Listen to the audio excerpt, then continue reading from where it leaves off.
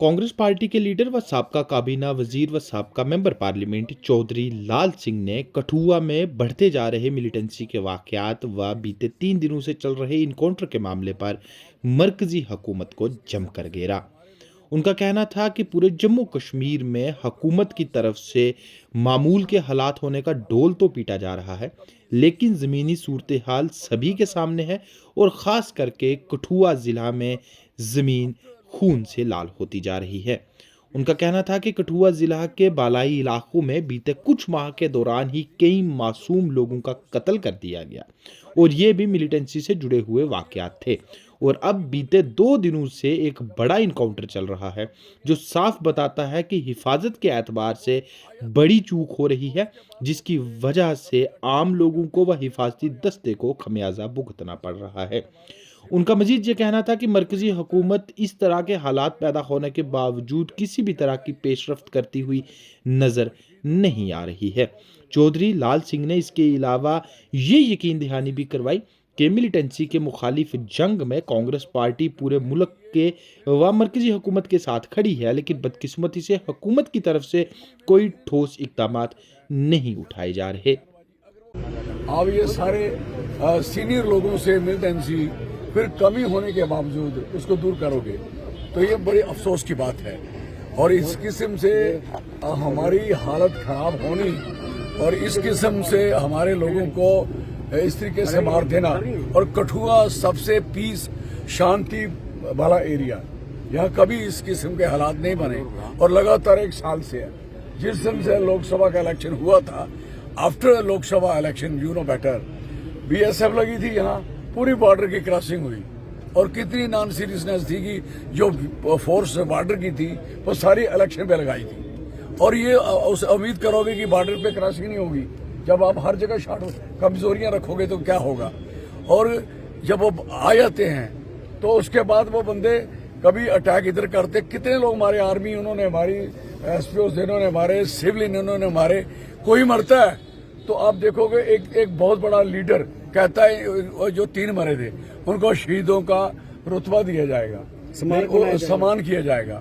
लेकिन उसी समय एसएसपी साहब का मैसेज वो करते हैं कि ये मिलिटेंसी से रिलेटेड नहीं है। मुझे बताइए, ये एक दिल्ली में यूनियन मिनिस्टर की हालत है कि गलत किस्म के बयानबाजी, अगर वो बयान गलत है तो इससे सब अनफॉर्चुनेट क्या है। लोग उम्मीद क्या करेंगे, कोई शहीद हो जाएगा, कोई मर जाएगा, किसी को मार दिया जाएगा। मैंने उम्मीद कैसे की जाएगी जब वो आदमी इतना बड़ा नेता शहीद कहने के बावजूद उसकी बात नहीं चलेगी, नहीं होगी। तो दूसरी नंबर बात यह है कि इस समय डिफेंस और होम है किसके पास है, who is responsible for this. एक भर्ती नहीं कराई, 1000 बच्चा इस कंडी का, इन पहाड़ों का, इसी एरिया का भर्ती करिए आप।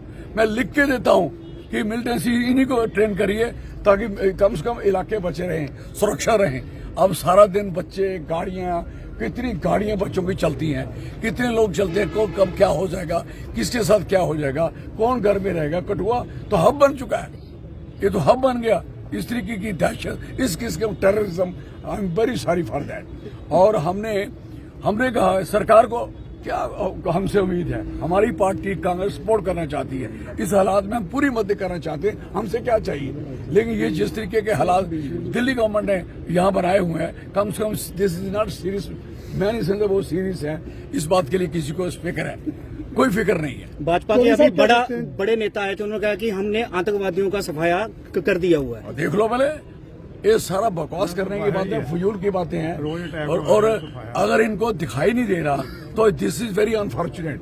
लोग बच्चे तो लोगों के मर रहे हैं, इनका क्या हो रहा है, घर में बैठ के डांस कर रहे हैं। जनाब चश्मा इन नेताओं ने पहना है जो इस बड़ी सभा में आके कहते हैं कि आतंकवाद का खात्मा हो गया। कुछ देर पहले होम मिनिस्ट्री की मीटिंग है, तो किसकी विफलता मानी जाए। हमारा कठुआ ब्लीड कर रहा है। ये 101% इसी पार्टी की जो बोल रहे थे, इन्हीं का होम मिनिस्ट्री है, इन्हीं की डिफेंस है। और हाँ, क्या लाल सिंह जी, आपने खुद आतंकवाद झेला है, आप पर भी अटैक हुए हैं। मैं 3 हुए हैं, आई फेस, और एक डीएसपी, 7 जवान, 8 शहीद हुए। I know better. तब के आतंकवाद और अब के आतंकवाद में क्या फर्क समझते हैं, और ये किसका फेलियर है? ये हर समय गवर्नमेंट का फेलियर रहा है, हर समय जिसकी भी सरकार रहे, योग इस पे कंट्रोल न कर पाए। आप जिसके मानते हैं कि जिसकी कश्मीर का आतंकवाद अब कठुआ जम्मू में आ रहा है? वो कश्मीर वाले, क्योंकि ये दिल्ली वाले बड़े सीरियस है ना, करोड़ों रुपया अरबों रुपया लगा के कह रहे हैं कि हम टूरिज्म लगाया उधर टूरिज्म और इधर terrorism. I am very sorry for that, very sorry for that. और आप इनको जरा भी थोड़ा सा भी फिक्र नहीं है। यहाँ आप सोचिए कठुआ में हाउ इट कैन पॉसिबल यहाँ टेररिज्म की बात हो सकती है? ये बॉर्डर असुरक्षित है क्या? बॉर्डरों पे पैरा नहीं है क्या? कौन इस चीज को देख रहा है? और जब रास्ते में आ जाते हैं आप तो किसी भी बंदे को पकड़ सकते हो, ट्रक वाले को, दूसरे को रोका होता है, ये क्रॉस करके चले जाते हैं बंदूक लेके। जहाँ एक तरफ देश के जितने भी इन्वेस्टर हैं, इंडस्ट्रियल, उनको जो यहाँ अपील कर रहे हैं इन्वेस्टर, क्या ऐसे माहौल में आज जो जितनी भी गोली चली है उसी इंडस्ट्री एरिया में चली है। ये सारा वही जिथाना और घाटी का एरिया, घाटी का एरिया है। वो लोगों को भी ऐसे गफ्फे लगाने आए थे, मुफ्त की जमीनें मिली, कब्जे कर लिए, इधर बैठे और ना लोगों को काम दिया। किसको दिया? ना हमारी इंडस्ट्री है, ना हमारी मैनेजमेंट है, ना हमारा मजदूर है, ना हमारा वर्कर है। नौजवान हमारा तबाही के कगार पे खड़ा है, बेरोजगार है। पुलिस की पोस्टेस खाली हैं, वो किसी को भर्ती नहीं करना, आर्मी में कोई भर्ती नहीं करना, वो भी लगा देना। 6 दिन पहले सन्याल में आतंकवादी ये इन लोगों ने देखे थे, वहां पे सर्च ऑपरेशन चलाया था। उसके बाद कहां पे सन्याल, कहां हीरानगर और कहां ये जसरोटा का इलाका, यहाँ पर पहुंच जाते हैं। आपको पता है किसका फेलियर है ये? किसी सिविलियन की जान चली जाती है। उज दरिया सिविलियन जाए या आर्मी जाए या सिक्योरिटी फोर्सेस जाए, ये हमारे लोग हैं, सारे आपके लोग हैं, हमारे लोग हैं। कोई भी क्यों मरे, कोई भी क्यों शहीद हो, अननेसेसरी। हमारी कोई लड़ाई तो छिड़ी नहीं है।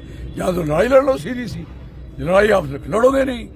बॉर्डर पे इतनी घनी तार लगाई, किसान वहां उसको इतनी लगा के छोड़िए, फिर वो निकले कहां से, आए कहां से?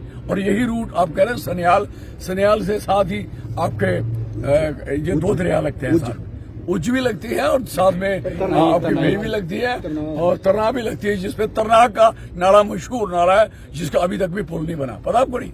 अब दूसरे पुल से जा रहे हैं, मशहूर नाला है, उससे भी गुजरते हैं और आगे उज्ज में घुसे। उज्ज में घुसने के बाद सीधे घाटी चढ़ गए और घाटी के रास्ते। पूरे हिंदुस्तान में दिखाया जा रहा है कि नया जम्मू कश्मीर है, नया हवा, बिल्कुल नया, सुनिए, नया जम्मू कश्मीर है। और इसी के सर पर पूरे देश से वोट बटोरे जाते हैं। जहां तक कि जम्मू कश्मीर की आवाम से भी नए जम्मू कश्मीर के नाम पर वोट लिए गए, लेकिन नए जम्मू कश्मीर में Kathua is bleeding, Hiranagar is also bleeding, पहाड़ी एरिया रोज नए हादसे। क्या देखते हैं? असली बात है कि जब आप लोगों को जो चिंता जिस तरीके की, आप बताइए मुझे, किसको मिलिटेंसी के ऐसे आप घुस गए, जाके चले गए। जो काम आपसे नहीं होता, जो दूसरे ने करना, बाद में बुलाना किसी को, बाद में बुलाना किसी और फोर्सेस को। आप क्यों हमारी इस फोर्स को मरवा रहे हो? ये फोर्स क्यों मरवाई? अरे पुलिस मैं नहीं समझता ये उस काबिल है, उस ट्रेन है यार। ये ठीक है, वो लड़कों में जज्बा है, जोश है, देश के लिए लड़ना चाहते हैं, तो लड़ने के लिए कम से कम ट्रेनिंग आपकी है क्या? आपके पल्ले वो गन है क्या? आपने कितने लोगों को एसएलआर दी, अभी बांटी इन्होंने, जैसे रेवड़ियां बांटी। क्या किया उधर? क्या हो रहा है उससे? क्या निकला? इलेक्शन में सिर्फ वोट लेने के लिए बांट दी आपने और एक अनट्रेंड आदमी को बंदूक दे दिया आपने। और अनट्रेंड आदमी लड़ेंगे क्या? कैसे ही चलेगा? और SPO how it can possible, आप एसपीओ लेके आगे लड़ाई लड़ोगे क्या? हैं? फिर वो बंदा जिसे ट्रेनिंग नहीं की है, ना साल की ना 1.5 साल की, हद है यार। क्या कारण मानते हैं क्यों कठुआ पहले ये एक रूट रहा है। आपको पता है रायबाग थाने में हालत क्या हुई, आपके हीरानगर थाने की क्या हालत है, आप जानते हैं आर्मी के थाने की यही रूट है। और इस रूट कौन लोग इनको शेल्टर देते हैं, कहाँ टिकते हैं, कैसे रहते हैं, कौन लेके जाता है? अगर कोई लेके जाता है, कोई आता है, तो मैं पूछना चाहता हूँ कि उनको देखा क्यों नहीं जा रहा? कौन लोग हैं वो जिसके इन्वॉल्व हैं? They must be. Sir, Bhajpa के नेताओं से सवाल करो तो वो कहते हैं इसके लिए पाकिस्तान जिम्मेवार है। सवाल है, मुझे अपना घर संभालना है।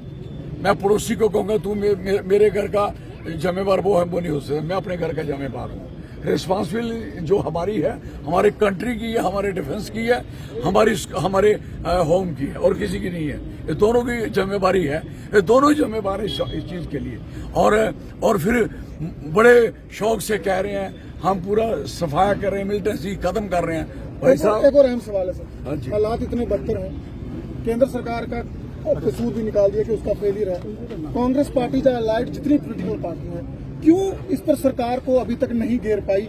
आए दिन कठुआ में हमले, श्रीनगर में, रियासी में, बिलावर में, लेकिन असली बात यह है, कांग्रेस, मैं उसका रिस्पॉन्सिबल हूँ। कांग्रेस इसलिए इन मसलों में उलझती नहीं, हम नहीं गए, हमारा कोई भी आदमी उधर नहीं गया। क्यों?